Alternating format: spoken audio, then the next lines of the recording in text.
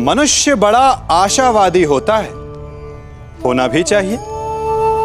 जब वो हर स्थान पर पराजित हो जाता है, हर मोड़ पर असफल हो जाता है, टूट जाता है, तो वो कहता है कि यदि भगवान ने एक द्वार बंद किया है तो वो दूसरा द्वार अवश्य खोल देंगे। आपके साथ भी ऐसा ही होता है ना? तो बताइए, यदि ये सत्य है तो ऐसा क्यों होता है कि कई लोग असफल होते हैं? कईयों को वो द्वार दिखाई ही नहीं देता। क्या भगवान आपके साथ छल कर रहे हैं? नहीं, भगवान आपके साथ छल नहीं करते। आपका मन है जो आपके साथ छल करता है। मन जिसमें मोह है।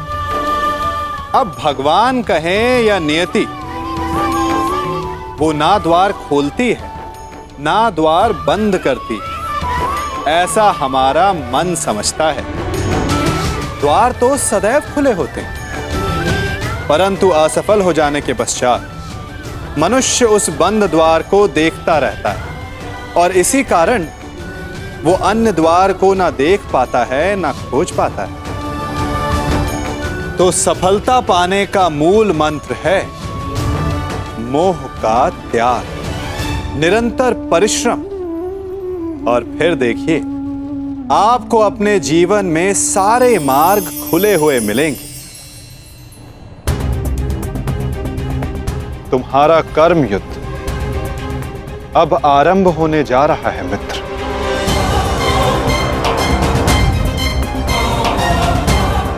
कल तुम युद्ध भूमि में प्रवेश करोगे, परंतु आज भी कोई कुरुक्षेत्र की युद्ध भूमि में है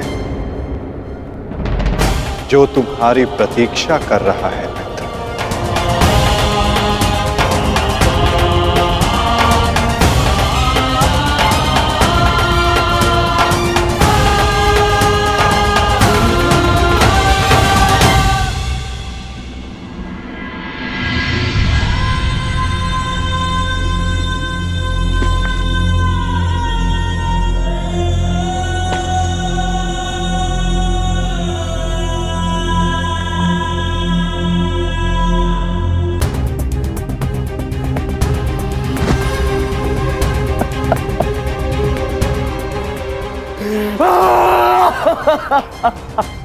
ताचरे!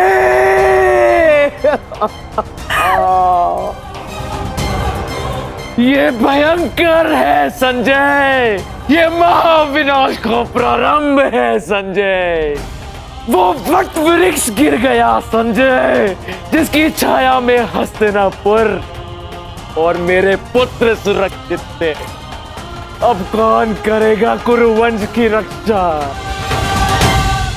कौन करेगा मेरे पुत्रों की रक्षा?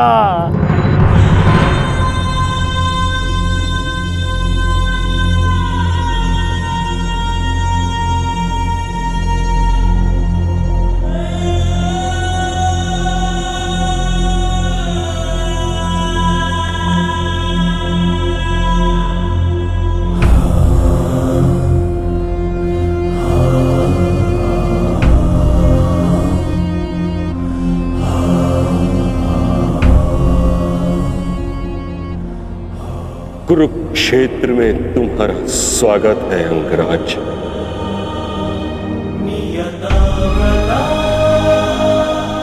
आप जानते थे कि मैं माता कुंती का ज्येष्ठ पुत्र हूं। पितामह यदि आप जानते थे, फिर आपने मुझसे ये बात क्यों छिपाई? क्यों मुझे रणभूमि में नहीं आने दिया? मैं कुंती के ज्येष्ठ पुत्र को अपने ही अनुजों से लड़ते नहीं देख सकता था। मुझे क्षमा कर देना पुत्र। मैंने तुम्हें सदैव दुख के अतिरिक्त कुछ नहीं दिया। ये तुम्हारा युद्ध नहीं, क्योंकि मेरी भांति ना तो तुम वचन से बंधे हो, न ही राज्य से। तुम तो सदा परिवर्तन के लिए लड़े हो कर्ण। जन्म पर कर्म की श्रेष्ठता सिद्ध करने के लिए सदैव संघर्ष किया है तुम, परंतु ये भी सत्य है कि तुम जन्म से क्षत्रिय हो, शूद्र।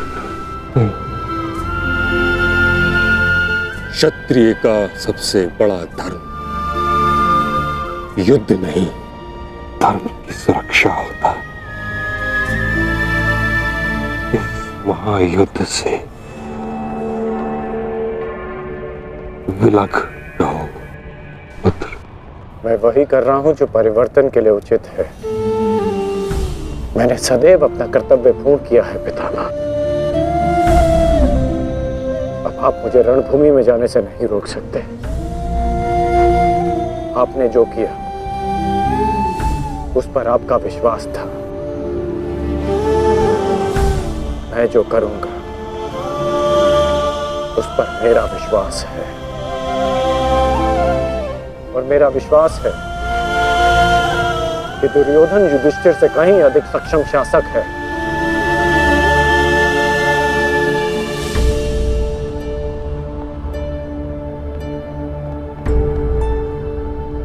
निसंदेह तुम एक महान क्षत्रिय भी हो और योद्धा भी।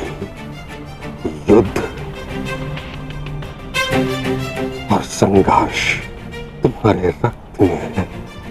ये देह छोड़ते समय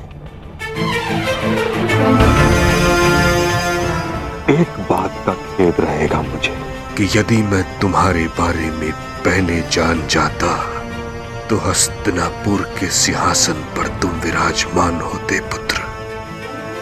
तुम्हारे ध्वज तले मैं गर्व से युद्ध करता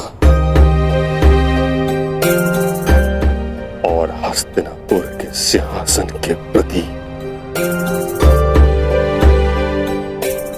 मेरी प्रतिज्ञा भी पूरी हो जाती। ना ये अधर्म होते, ना ये युद्ध होता।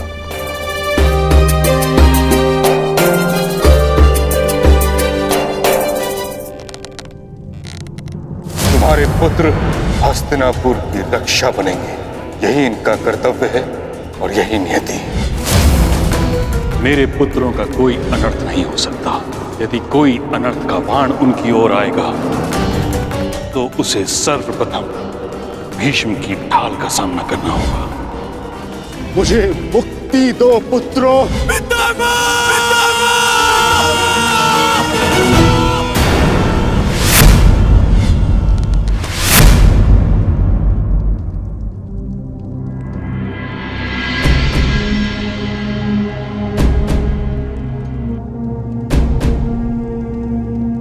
पार्थ,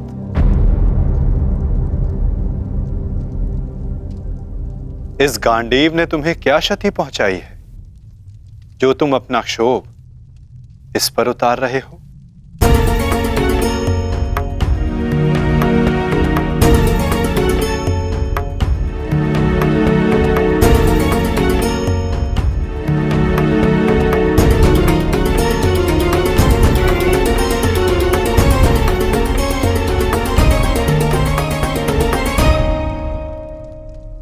आज तुमने जो किया निसंदेह बहुत कठिन था पार्थ। बहुत साहस चाहिए अपने श्राद्धेय पर प्रहार करने के लिए, और ऐसा करके मनुष्य का मन टूट जाता है, अशांत हो जाता है।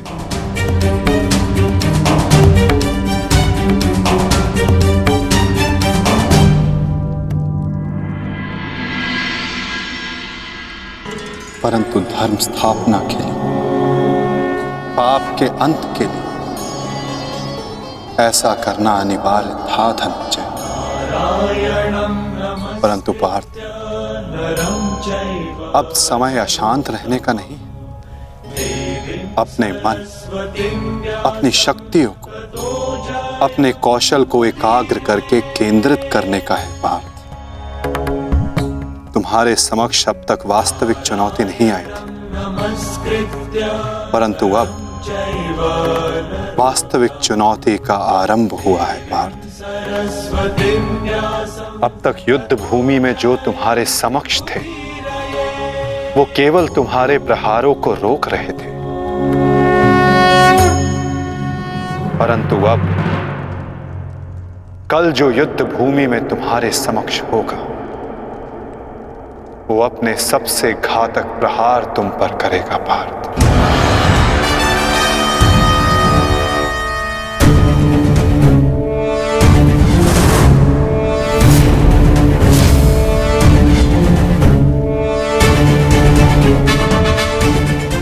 कौरवों की ढाल टूटी है और अब इस युद्ध में नियम टूटने प्रारंभ होंगे पार्थ।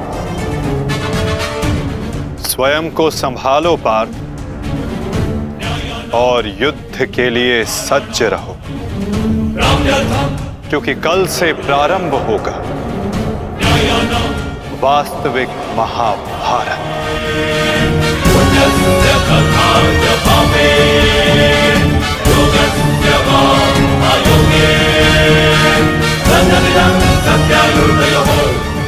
मैं युद्ध के लिए सज्ज हूं माता। यदि तुम युद्ध के लिए सज्ज हो तो कल से यह रणभूमि तुम्हारे सामर्थ्य और पराक्रम की साक्षी बनेगी। मुझे विश्वास है तुम्हारी गौरव गाथा सहस्त्र वर्षों तक कही जाएगी।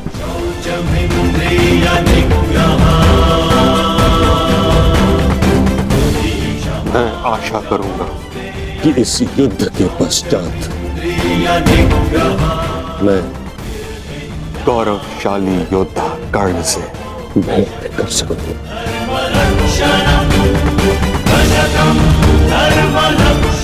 मुझे भी उस क्षण की प्रतीक्षा रहेगी पिता।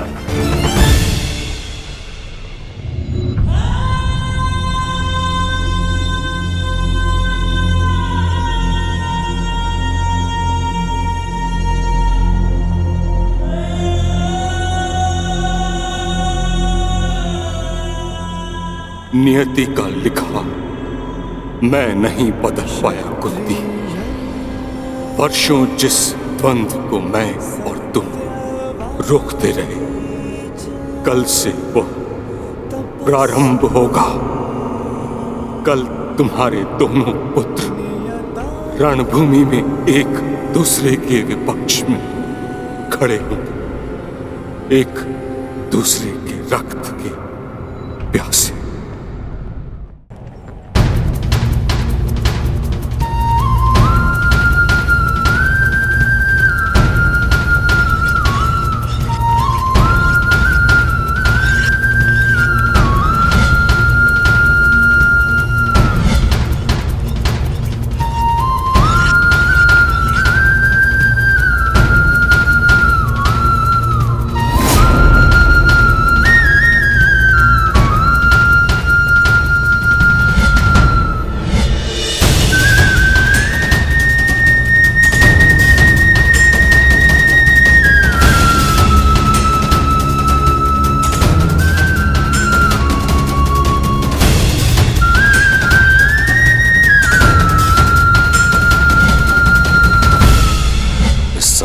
सर्वश्रेष्ठ धनुर्धर महाबली महामहिम भीष्म बाणों की शैया पर है। महाविनाश प्रारंभ हो चुका है और इस महायुद्ध में कोई भी जीवित नहीं बचेगा, ना कोई पिता और ना ही पुत्र।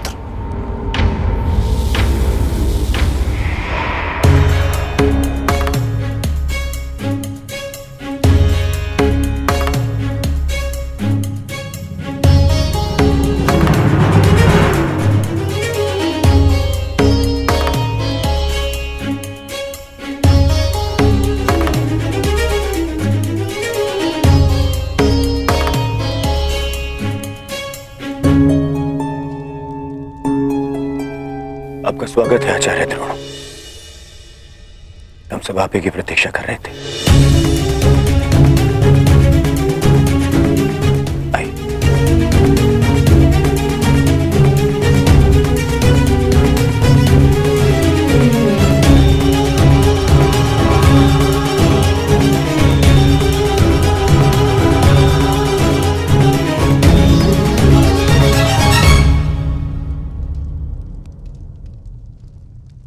मेरी मंत्रणा स्मरण है न मेरे होने वाले सम्राट?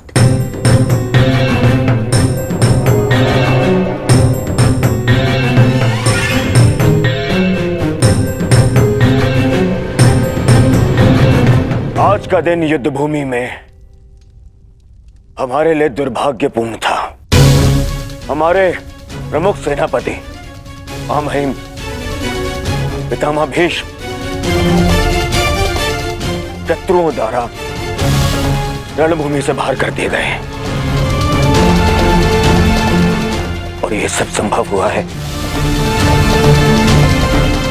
उन पांडवों के छल के कारण। किंतु यह युद्ध अभी समाप्त नहीं हुआ है वीरों। यह युद्ध तब तक शेष है तब तक हमारी अंतिम सांसें शेष है।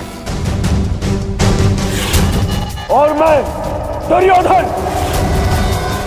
ये वचन लेता हूं कि मैं इस छल का प्रतिशोध लूंगा, अवश्य लूंगा।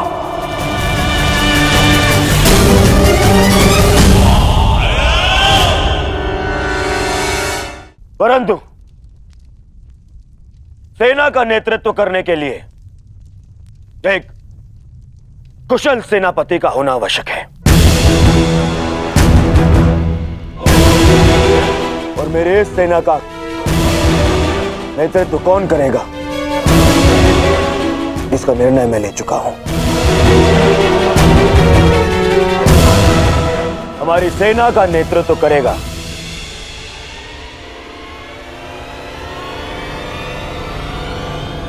मेरा मित्र अंगराज कर्ण।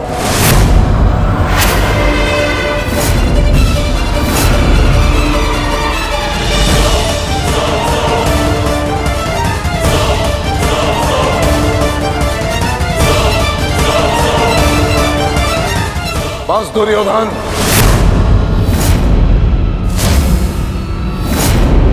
ये मेरा अपमान है और यह मत भूलो कि मैं तुम्हारा गुरुदेव हूं। और मैं अपने इस अपमान को कदापि सहन नहीं करूंगा।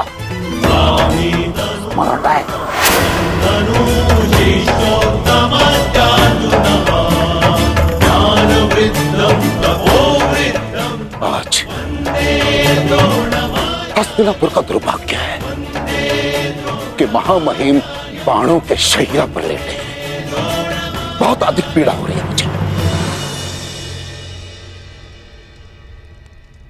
मुझे हस्तिनापुर लाया गया महामहिम द्वारा और किसी का द्वारा नहीं। और यदि महामहिम ने इस सूत पुत्र को अपने सेना में भाग लेने नहीं दिया तो मैं इस सूत पुत्र के अधीन रहकर इसके नेतृत्व में युद्ध कैसे कर सकता हूं। इसी कारण मैंने निर्णय लिया है कि मैं और अश्वत्थामा आज अभी और इस क्षण से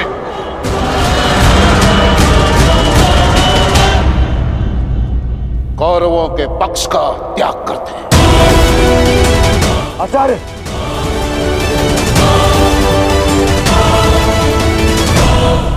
क्षमा करें पिताश्री, किंतु कर्ण के अधीन रहकर मुझे युद्ध लड़ना है या नहीं,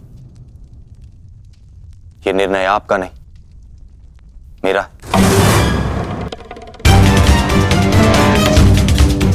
आप मेरी ओर से निर्णय नहीं ले सकते। बस अपने पिता और आचार्य से विवाद करने की अनुमति ना तो धर्म देता है और ना ही तुम्हारे भीतर का योद्धा। और एक योद्धा भी किस पक्ष से युद्ध करेगा इसका निर्णय ना तो उसके आचार्य लेंगे और ना ही उसके पिताश्री।